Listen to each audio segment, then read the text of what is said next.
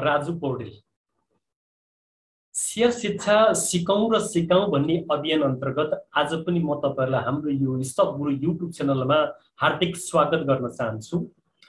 हामीले निरन्तर रूपमा शेयर बजारमा लागेर सिकेका कुराहरू, भोगेका अनुभवहरू तपाईहरुलाई भिडियोहरू बनाएर शेयर गर्ने अभियान अन्तर्गत आज म आर्थिक वर्ष 77-78 को फोर्थ क्वार्टर रिपोर्ट निकालिसकेपछि माइक्रो फाइनान्स कम्पनीहरू मध्ये एकदमै अब्बल कम्पनी, मजबुत रिजर्भ भएको कम्पनी छिमेकी लघु वित्तीय संस्था लिमिटेडको फोर्थ क्वार्टरको वित्तीय विश्लेषण गरेर यो कम्पनीले आर्थिक वर्ष 77-78 बाट लगानीकर्तालाई कति प्रतिशतसम्म डिभिडेन्ड दिन सक्ने हैसियत राख्छ र यो कम्पनीको वित्तीय अवस्था के छ र प्राविधिक अवस्था के छ, अहिले यो कम्पनीमा लगानी गर्न उपयुक्त वातावरण छ कि छैन, अथवा लगानी गरेका लगानीकर्ताहरू त्यो कम्पनीको शेयर बेचेर निक्लने हो कि अथवा होल्ड गरेर बस्ने हो भन्ने कुरा यो कम्पनीको मैले फन्डामेन्टल एन्ड टेक्निकल एनालाइसिस लिएर तपाईहरु समक्ष यो भिडियो प्रस्तुत गर्न गइराखेको छु। र हामीले तपाईहरुलाई बार-बार भन्दै आइराखेका छौं शेयर बजार भनेको उच्च जोखिमको क्षेत्र हो। यो क्षेत्रमा हाई रिस्क पनि छ, हाई गेन पनि छ। तर अहिले लाखौं लाख लगानीकर्ताहरू लहिलहीमा लागेर, हल्लाको भरमा लागेर, सामाजिक सञ्जालका कुराहरू सुनेर, छिमेकीले शेयर बजारमा लागेर कमाएको देखेर त्यसै हाम फालिराख्नु भएको छ। नदीको तलाउको गहिराई कति छ, समुद्रको गहिराई कति छ, त्यो गहिराईलाई मापन नगरिकन, स्विमिङ गर्न नसिकिकन गहिराईमा हाम फाल्दै हुनुहुन्छ। यसरी हाम फाल्दै हुनुहुन्छ भने तपाईहरु डुब्न सक्नुहुन्छ, डुबेर मर्न सक्नुहुन्छ भन्ने कुरा हामीले बार-बार भन्दै आइराखेका छौं।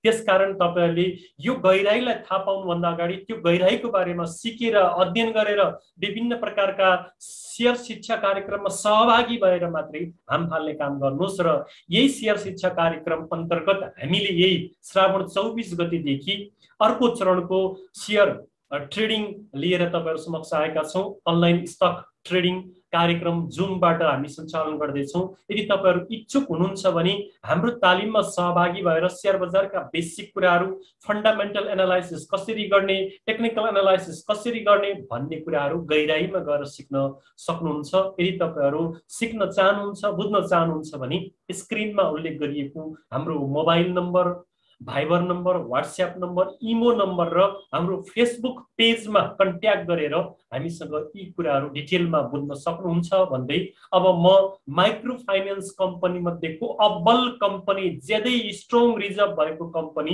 छिमेकी लघु वित्तीय संस्थाको वित्तीय अवस्था के छ भन्नेतर्फ तपाईहरुको ध्यान केन्द्रित गराउन चाहे।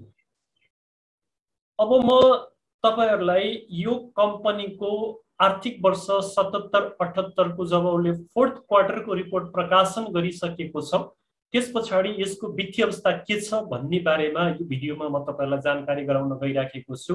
यसभन्दा अगाडि पनि मैले यो कम्पनीसँग रिलेटेड एउटा भिडियो लिएर तपाईहरुसँग प्रस्तुत भएको थिएँ। त्यो भिडियो पनि हेर्न भ्याउनु भएको छैन भने माथिको आई बटनमा मैले त्यो भिडियो राखिदिएको छु, तपाईहरुले हेर्न सक्नुहुन्छ। र अन्य यस्तै प्रकारका कम्पनीहरुको वित्तीय विश्लेषण गरेका भिडियोहरु यो भिडियोको स्क्रिनमा, इन्ड स्क्रिनमा मैले राख्ने छु, त्यहाँबाट पनि तपाईहरुले हेर्न सक्नुहुन्छ। अब म छिमेकी लघु वित्तीय संस्था लिमिटेडको चिरफार गर्न गइराखेको छु। यो चाहिँ माइक्रो फाइनान्स सेक्टर अन्तर्गत पर्दछ। यसको शेयर आउटस्ट्यान्डिङ 1,83,00,000 शेयर आउटस्ट्यान्डिङ यसको बजारमा लिस्टिङ भएको छ भने अस्तिको क्लोजिङ प्राइस यसको 1921 मा बन्द भएको रहेछ। 180 दिनको एभरेज प्राइस 1722.34 रहेछ। डे चेन्जमा अस्ति 1.49% यसको मूल्य घटेको रहेछ भने यो 52 वीक हाईमा 1985.10 सम्म पुगेको रहेछ भने 52 वीक लोमा चाहिँ 1022 सम्म यो झरेको रहेछ।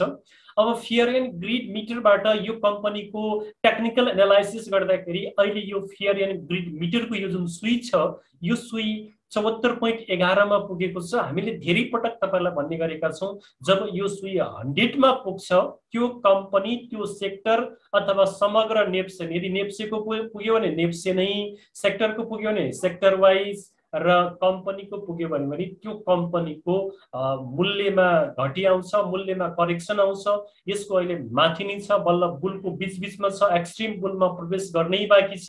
त्यसकारण अहिले हामी यसको बोनस पनि राम्रो आउने भएको हुनाले अझै पनि हामीले यो छिमेकी लघु वित्तीय संस्था लिमिटेड कम्पनीको सेयरमा लगानी गर्न उपयुक्त समय छ जस्तो लाग्छ। यसरी हामीले यो गियर एन्ड ग्रिड मिटरबाट यसको जानकारी गरायौं भने टोटल मार्केट क्यापिटलाइजेसनमा यदि यसको बजार पूंजीकरण रहेछ भने अन्य वित्तीय सूचाङ्कहरूको अवस्था के छ भनेर अब हामी तपाईहरुलाई यहाँबाट जानकारी गराउन चाहन्छौं। अन्य वित्तीय सूचाङ्कहरुमा पेड अप क्यापिटल 1 अरब 83 करोड यसको पेड अप क्यापिटल चुक्ता पुँजी छ भने रिजर्भमा चाहिँ 3 अरब 12 करोड 15 लाख 38 हजारलाई हेर्नुस् त कति राम्रो रिजर्भ बोकेर बसेको छ यो वित्तीय संस्था। 1 अरब 83 करोड यसको चुक्ता पुँजी छ, जबकि यो भन्दा डबल 3 अरब 12 करोड 15 लाख 38 हजार यसको रिजर्भ छ। यति धेरै रिजर्भ जम्मा गरेर मजबुत रिजर्भ बनाएर बसेको यो अब्बल माइक्रो फाइनान्स कम्पनीको शेयरमा हामी मिड टर्म लङ टर्म जुनसुकै लगानी गर्दा पनि यो कम्पनीले हामीलाई आगामी दिनमा राम्रो रिटर्न दिएर हाम्रो सम्पत्ति हाम्रो वेल्थ क्रिएसन गर्नको लागि महत्त्वपूर्ण भूमिका खेल्नेछ भन्ने मलाई लाग्दछ। अन्य सूचाङ्कहरुमा नेट इन्ट्रेस्ट इन्कम यसले यति आर्जन गर्न सफल भएछ फोर्थ क्वार्टरसम्म आइपुग्दा, जुन बैंक तथा वित्तीय संस्थाको प्रमुख आय स्रोत भनेकै इन्ट्रेस्ट इन्कम हो। जुन इन्ट्रेस्ट इन्कम यसले 20 अरब 65 करोड 14 लाख 9 हजार यसले नेट इन्ट्रेस्ट इन्कम आर्जन गर्न सफल भएछ। जुन इन्ट्रेस्ट इन्कम 1.43% ले क्वार्टर टु क्वार्टरमा इन्क्रिज गर्न सफल भएको छ भने इयर टु इयरमा 17.75% ले इन्क्रिज गर्न सफल भएको छ। त्यसैगरी प्रॉफिट बिफोर प्रोभिजनमा यसले प्रोभिजन यति गर्न सफल भएको रहेछ। प्रोभिजन भन्दा अगाडिको प्रॉफिट यति रहेछ यसको, जुन प्रॉफिट प्रोभिजन 2.11% ले क्वार्टर टु क्वार्टरमा डिक्रिज भएको रहेछ भने इयर टु इयरमा 36.15% ले इन्क्रिज गर्न सफल भएको रहेछ। त्यसैगरी अपरेटिङ इन्कम यति आर्जन गर्न सफल भएको रहेछ, जुन अपरेटिङ इन्कम क्वार्टर टु क्वार्टरमा 2.35% ले माइनस भएको रहेछ भने इयर टु इयरमा 23.15% ले इन्क्रिज गर्न सफल भएको रहेछ। अपरेटिङ प्रॉफिट जो व्यवसाय सञ्चालन गरेको प्रॉफिट हो, यसको प्रॉफिट यति रहेछ फोर्थ क्वार्टरमा, जसको गत क्वार्टरको थर्ड क्वार्टरको भन्दा फोर्थ क्वार्टरमा -28.3% ले डिक्लाइन भएको रहेछ भने इयर टु इयरमा राम्रो प्रगति गरेको रहेछ। 51.83% ले अपरेटिङ प्रॉफिट इन्क्रिज गर्न सफल भएको रहेछ भने हामीले शेयरमा लगानी गर्दा हेर्नै पर्ने महत्त्वपूर्ण सूचाङ्क भनेको यसको नेट प्रॉफिट हो। नेट प्रॉफिट यसले चाहिँ 1 अरब 21 करोड 56 लाख 33 हजार यसले खुद नाफा आर्जन गर्न सफल भएछ। जुन नाफा थर्ड क्वार्टरको भन्दा 4.62% ले डिक्रिज भएको रहेछ भने इयर टु इयर गत वर्षको फोर्थ क्वार्टरमा भन्दा यो वर्षको फोर्थ क्वार्टरमा 87.23% ले इन्क्रिज गर्न सफल भएको रहेछ। यस मानेमा यसले धेरै ठूलो राम्रो प्रगति गरेछ भन्ने देखिन्छ। डिस्ट्रिब्युटेबल प्रॉफिट जो वितरण योग्य नाफा छ, त्यो नाफा पनि 1 अरब 21 करोड 56 लाख 33 हजार छ।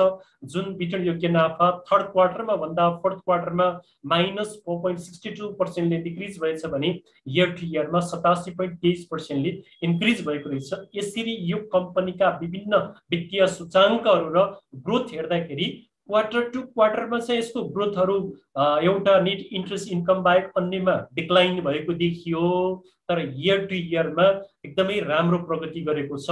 हरेक इन्डिकेटरमा यसले ग्रोथ गरेको छ भन्ने कुरा यहाँबाट हेर्न सक्छौं, हामी देख्न सक्छौं। त्यसैगरी यसका अन्य वित्तीय रेशियोहरू कि फाइनान्शियल रेशियोहरूको अवस्था के छ भनेर पनि हामी तपाईहरुलाई यहाँ जानकारी गराउँछौं। यसको इपीएस 66.43 छ, जुन इपीएस यसले वितरण योग्य इपीएस पनि 66.43 आर्जन गर्न सफल भएको रहेछ। अब राष्ट्र बैंकको नयाँ रुल्स अनुसार हामीलाई यो कम्पनीले सिधै 20% डिभिडेन्ड दिन सक्ने हैसियत राख्यो। बाँकी रह्यो 46.43 46.43 लाई 3 भाग लगाउँदाखेरि एक भाग चाहिँ 50% भनेको हामीलाई 20% दिइसकेपछि अब बाँकी जुन उसले दिन सक्छ हामीलाई डिभिडेन्ड, त्यो डिभिडेन्डबाट उसले 50% छुट्याएर राख्नुपर्ने हुन्छ। त्यसबाट तपाईले के बुझ्नुस् त भन्दा 66.43 माइनस 20 गर्दाखेरि 46.43 भयो। 46.43 लाई 3 भाग लगाउँदाखेरि 15.48 आउँछ।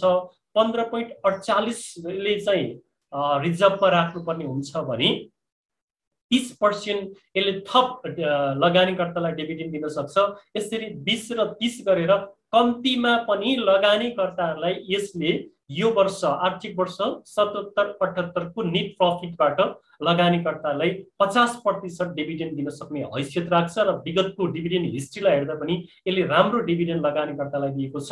त्यसकारण हामीले यो कम्पनीमा अहिले तत्काल लगानी गर्यौं भने यो कम्पनीको हामीले 50% सम्म बोनस खान सक्छौं पाउँछौं यदि यसले वितरण गर्यो भने। पी रेशियो 28.92 रहेछ, बुक भ्यालु 270.58 रहेछ जुन 200 एबोभ भएको बेस्ट मानिन्छ भने ROE return on equity high रहेछ 24.55% छ, पीईजी 1.13 छ, पीईजी बिलो 1 भएको बेस्ट मानिन्छ, अन्डर भ्यालु मानिन्छ। यो अन्डर भ्यालुकै नजिकमा छ, ओभर भ्यालुड भइसकेको अवस्था देखिँदैन भने पीबीबी 7.1 छ र पीबीपीई 205.33 छ। यसरी यी विभिन्न फाइनेन्शियल रेशियोहरूको अवस्था यस्तो छ भने बाँकी फाइनेन्शियल रेशियोहरू जुन तपाईहरुले यहाँबाट पनि हेर्न सक्नुहुन्छ, फाइनेन्शियल रेशियोहरुमा आरओई हामीले भनिसक्यौं, कार 10% मेन्टेन गर्नुपर्नेमाले 16.19% मेन्टेन गर्न सफल भएको छ। यसमा पनि यो कम्पनी अब्बल राम्रो देखिन्छ भने एनपीएल 0.63% छ, जबकि 5% भन्दा बिलो एनपीएल भएको कम्पनीमा लगानी गर्न उपयुक्त हुन्छ भनेर हामीले भन्ने गरेका छौं। कस्ट अफ फन्ड 6.91% रहेछ भने सीडी रेशियोको अवस्था यस्तो रहेछ। त्यसैगरी यसको डिभिडेन्ड हिस्ट्री तपाईहरुले बुझ्न चाहनुहुन्छ भने यसले विगत वर्षहरुमा कति पर्सेन्ट लगानीकर्तालाई क्याश र बोनस दिएको छ भन्ने कुरा म तपाईहरुलाई देखाउन गइराखेको छु। गत वर्ष 76-77 मा 7% क्याश र 22% बोनस शेयर दिन सफल भएको रहेछ। त्यो भन्दा अघिल्लो वर्ष 75-76 मा 17.22 क्याश र 27.12 अहिले स्टक बोनस दिएको रहेछ भने 73-74 मा 25.11 क्याश र 19.89 ले बोनस शेयर दिएको रहेछ। 72-73 मा 12.70 क्याश र 40 बोनस, 71-72 मा पनि 12.70 क्याश र 40 बोनस दिन सफल भएको रहेछ। 70-71 मा 10 र 35 दिएको रहेछ। 69-70 मा 15 र 33.23 दिएको रहेछ। 68-69 मा 17.11 र 25 दिएको रहेछ। एक वर्षले क्याश मात्रै दिएको रहेछ। 67-68 मा भने 66-67 मा 50% सम्म स्टक डिभिडेन्ड दिन सफल भएको रहेछ। यसरी यसको डिभिडेन्ड हिस्ट्री हेर्नुहुन्छ भने अत्यन्तै राम्रो छ यो कम्पनीको डिभिडेन्ड हिस्ट्री। एक वर्षमा यसले 70-71 मा 2:1 को दरले राइट शेयर पनि जारी गरेको रहेछ। यसरी तपाईहरुले यो माइक्रो फाइनान्स कम्पनी अन्तर्गतको सबैभन्दा अब्बल कम्पनी, बलियो कम्पनी, मजबुत कम्पनी जसको रिजर्भ एकदमै स्ट्रङ छ त्यो कम्पनीको वित्तीय अवस्था म तपाईहरुलाई देखाइसके, जानकारी गराइसके। अब यसको प्राविधिक रूपमा हेर्दा यो कम्पनीको अवस्था के छ भनेर म तपाईहरुलाई देखाउन चाहन्छु। अब म तपाईहरुलाई टेक्निकल एनालाइसिस गरेर देखाउँदाखेरि यो जुन क्यान्डल छ, जुन यसको 5 डेज मुभिङ एभरेज छ, जुन यसको 20 डेज मुभिङ एभरेज छ, यी एभरेजहरु म तपाईहरुलाई देखाउन गइराखेको छु। यहाँबाट तपाईहरुले यो क्यान्डल जुन अस्तिको क्यान्डल छ यसको इन्भर्टेड ह्याम्बर क्यान्डल बनेको रहेछ। यो बटममा आएर 5 स्टार मुभिङ एभरेजको लाइनमा आएर 5 डेज मुभिङ एभरेजको लाइनमा आएर यसले यो क्यान्डल बनाउन सफल भएको रहेछ र ग्रीन क्यान्डल बनेको रहेछ। यसबाट हामीले के देख्छौं त भन्दाखेरि जब यो लाइनमा आएर यस्तो प्रकारको क्यान्डल बन्छ त्यसपछि यसको मूल्य माथि नै गएको पाइन्छ। त्यसकारण अब आइतबारबाट यसको मूल्य फेरि फर्केर माथि नै जाने अवस्था देखिन्छ, किन भन्दा यो कम्पनीले राम्रो डिभिडेन्ड घोषणा गर्न सक्छ। यसरी क्यान्डलबाट हेर्दा पनि यो बुलिशमै छ। त्यसैगरी तपाईहरुले यसको बोलिन्जर बैंडबाट हेर्दा पनि यो बुलिशमै छ। बोलिन्जर बैंडबाट हामीले हेर्यौं भने पनि यो कम्पनीको बोलिन्जर बैंड भर्खर फुक्न थालेको छ। यसरी बोलिन्जर बैंड फुक्न लागेको छ र माथितिर फुक्न थालेको छ। यसरी माथितिर फुक्दै गरेको अवस्थालाई हामीले बुलिश भनेर भन्दछौं। यदि यो बोलिन्जर बैंड तलतिर पुगेको भए यसको मूल्य तल जाने सम्भावना हुन्थ्यो, तल गएको संकेत गर्थ्यो। तर यो बोलिन्जर बैंड चाहिँ माथितिर पुगेको छ र बोलिन्जर बैंडको अप्पर बैंड जुन लाइन छ त्यो लाइनमा क्यान्डलहरु बनेर एउटा क्यान्डल अस्तिको क्यान्डल जो राष्ट्र बैंकका गभर्नरले बैंक तथा माइक्रो फाइनान्सहरुले विशेष गरी माइक्रो फाइनान्सहरुले अनावश्यक रूपमा नाफा आर्जन गरे, यो नाफालाई नियन्त्रण गर्नुपर्छ भन्ने कुरा आयो भन्ने जुन सामाजिक सञ्जालको हल्ला विभिन्न पोर्टलहरुले लेखेको न्यूजको आधारमा माइक्रो फाइनान्स कम्पनीहरुको भ्यालु घटेको थियो, शेयर घटेको थियो।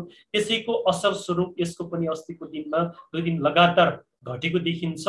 तर त्यो राष्ट्र बैंकको नीतिमा बसेर उनीहरूले नाफा आर्जन गर्छन् भने यो अनैतिक अवैधानिक नाफा हुँदैन, यो अनावश्यक हल्ला भिजाइएको हो। त्यसकारण यो फेरि पनि माथि नै फर्कनेछ र राम्रो डिभिडेन्ड यसले तुरुन्तै भदौ महिनामै घोषणा गर्न सक्छ भन्ने कुरा हामीले भन्न सक्छौँ यी इन्डिकेटरहरूलाई हेरेर। त्यसपछि भोल्युममा तपाईहरुले भोल्युमबाट यसलाई विश्लेषण गर्दाखेरि 2 दिन निरन्तर रूपमा रातो स्तम्भहरू भोल्युमको बनाएको छ। त्यही गभर्नरको कुरालाई लिएर माइक्रो फाइनान्स शेयरमा करेक्सन आएको थियो, त्यसैको असर यो छिमेकी लघुवित्तमा पनि परेको छ, जबकि यसको भोल्युम एभरेज भन्दा माथि नै छ। जुन दिन यसले रिपोर्ट प्रकाशन गरेको थियो त्यो दिन धेरै ठुलो भोल्युम परेको थियो।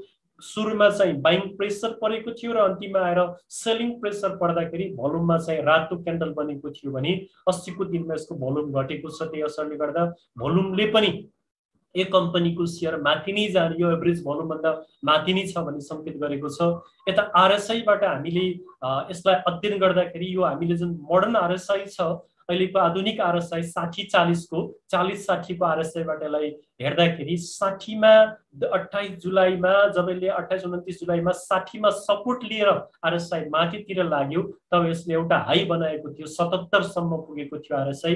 त्यसपछि गभर्नरको त्यो भनाई आइसकेपछि सामाजिक सञ्जालमा हल्ला फिजिसकेपछि माइक्रो फाइनान्समा जुन करेक्सन आयो त्यो करेक्सनले गर्दा यसको आरएसआई तल ठाडै खसेको छ, जुन खसाइमा अहिले 64 पोइन्टमा आइसकेको छ। यदि यो धेरै खसेर तल आयो भने 60 सम्म आउँछ र 60 मा फेरि सपोर्ट लिएर एउटा नयाँ हाई नयाँ स्विङ बनाउन यो कम्पनी लाग्नेछ।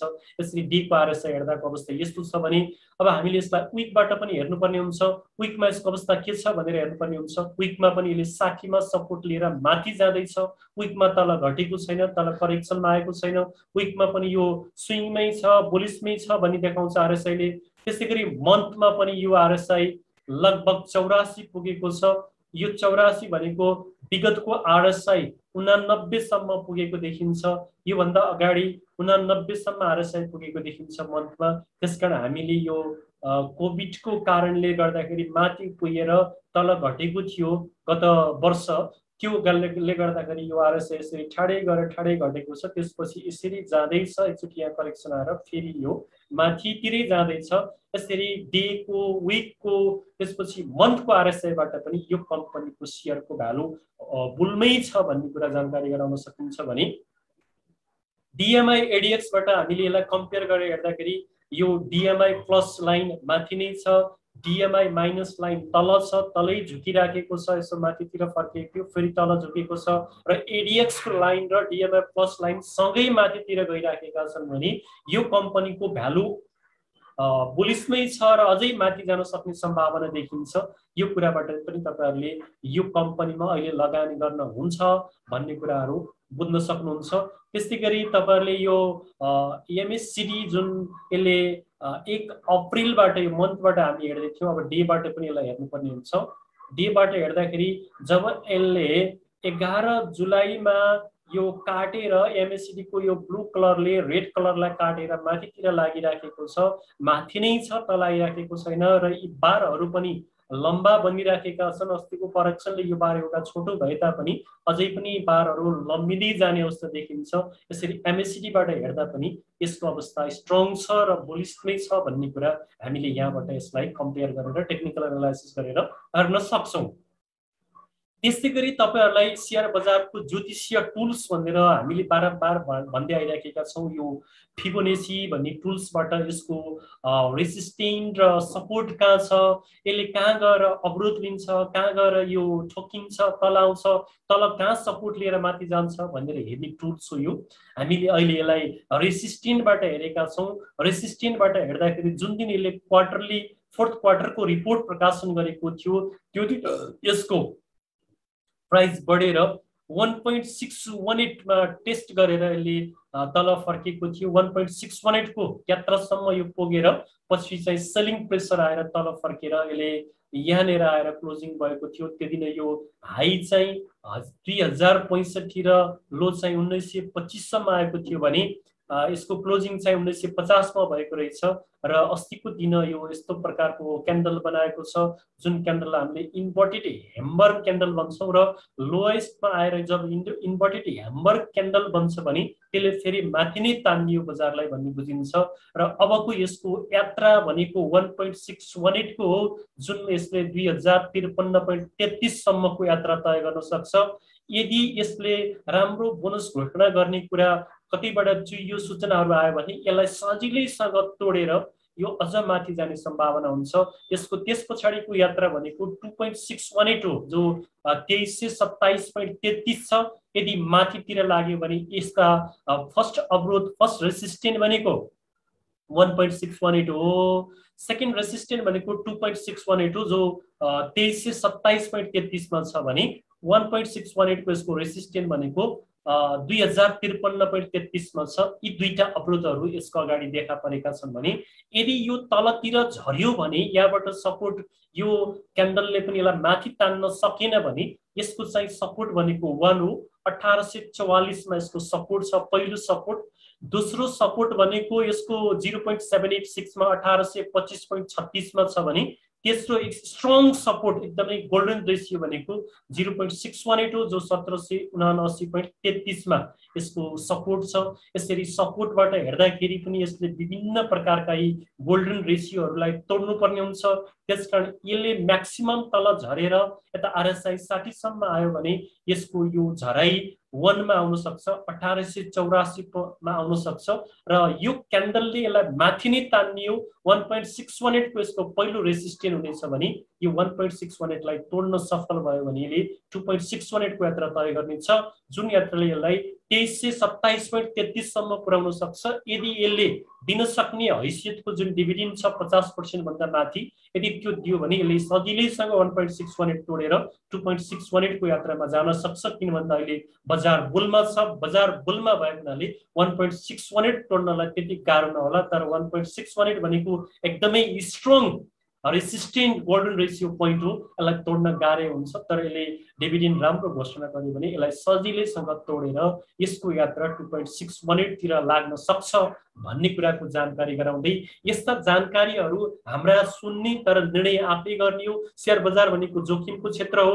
अरूका कुरा सुन्ने निर्णय आफै गर्ने अध्ययन आफै गर्ने र यो कम्पनीको शेयरमा लगानी गर्न हुन्छ कि हुन्न भन्ने कुरा हामीले विभिन्न तथ्याङ्कहरू फन्डामेन्टल एनालाइसिसबाट टेक्निकल एनालाइसिसबाट तपाईहरुलाई देखाइसक्यौं। यसको डिभिडेन्ड हिस्ट्री पनि देखाइसक्यौं र यसले आर्थिक वर्ष 77-78 बाट कति प्रतिशत सम्म डिभिडेन्ड दिन सक्छ भन्ने कुरा पनि हामी तपाईलाई बताइसक्यौं। अब निर्णय आफै गर्नुस् यो कम्पनीको शेयरमा लगानी गर्ने कि शेयर बेचेर बाहिर निक्लने कि अथवा शेयर सबैले होल्ड गरेर बस्ने त्यो कुरा तपाईहरु स्वयंले निर्णय गर्नुपर्छ भन्ने कुराको जानकारी गराउँदै यस्ता महत्त्वपूर्ण जानकारीमूलक भिडियोहरू आफूले हेरिसकेपछि आफ्नो वालमा शेयर गर्न नभुल्नुहोला।